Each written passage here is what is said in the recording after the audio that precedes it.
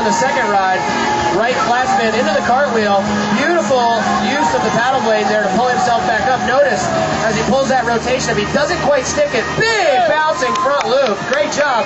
We'll have to get him fired up and get him back up the eddy line. Corey, I noticed that eddy line over there a little trickier than the one underneath us.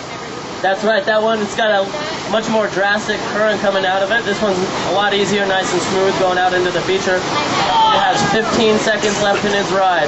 All right, Pablo, 15 seconds. We'll consider that your whistle bass. Going for another big loop. More of a fluke on his head. We'll look downstream to see where he ends up. Could be a flush.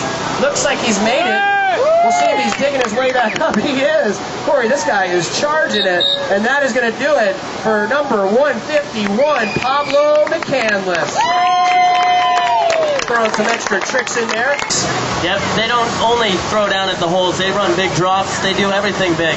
If you look, it looks like he's a lot bigger than everybody else. He sits a lot taller in that boat. Why is that, Hobie? That is because he is sitting on his knees, kind of like Indian style out there. I think it might be a little bit more comfortable. The older I get and the more frail I get, I think I might have to start C1 boating, but I'll tell you what, I'm not going to be doing with Tad. And again, pay attention to how he has to switch that paddle blade from one side to the other. He really has to think ahead. Starts off, goes for a nice big bounding loop there. He's going to have to pull hard to get back up that eddy line. He decides to abandon that route, jump up in that eddy line, come up on that more volatile and vicious side. I went up there earlier. I got trashed. This guy's making the most out of it. Cartwheeling one way, cartwheeling left. Doing a great job carrying his momentum again. Single blading it and making it look easy. Flat spins to the right. Oh, he says, you know, I don't even need a paddle. Oh, and it comes back to him. Oh, man. This is like, no, this is one of the sickest soundboards ever. Anna, I think that you're the style judge. How does that rank? That's a Big 10. A Big 10, according to our style judge. That was pretty phenomenal, Corey. The loop to no paddle to paddle grab. That was amazing. Unbelievable. Good job, Tad. According to Anna, we can verify that. That'll be a Big 10 for Tad on the freestyle, just going for it mode there. Our next competitor, he's going to have to go big. This is Dan. Seems to be the direction of choice.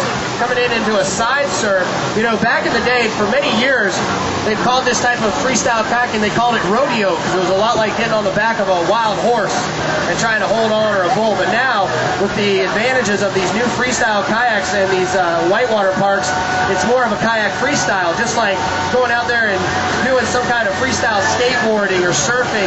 These guys are out there just doing their expression session, but also trying to ring up the points. Dan doing a good job of cartwheel. Let's get him back up that eddy. Hands together, all you guys. Get him all fired up.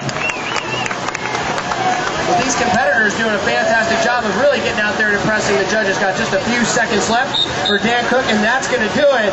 Throw one more trick just for the crowd. When he comes up, let's get it right underneath using that Werner paddle and Jackson kayak.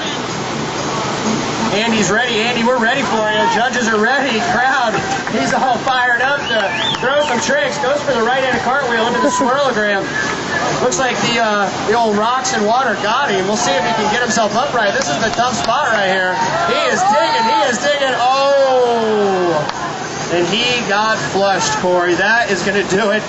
Great way to keep him out of trouble and show him a good time. This kid knows how to have a good time. Wave wheels right into the hole, starting off big, going for the back loop. Haven't quite seen that. Doesn't quite stick. It rolls up with plenty of time.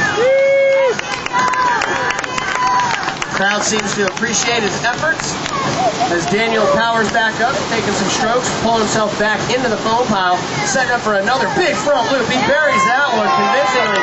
Does flush right at the end. We'll see what the judges give him. He has 15 seconds left. Seems like Daniel's got quite the following around here. Going for the right-handed cartwheel into a side surf. Just a couple of seconds left. Looks like he's looking for the cartwheel and lands on his head, comes up in the foam pile, into the loop, and that is going to do it for number 133, Daniel Stewart.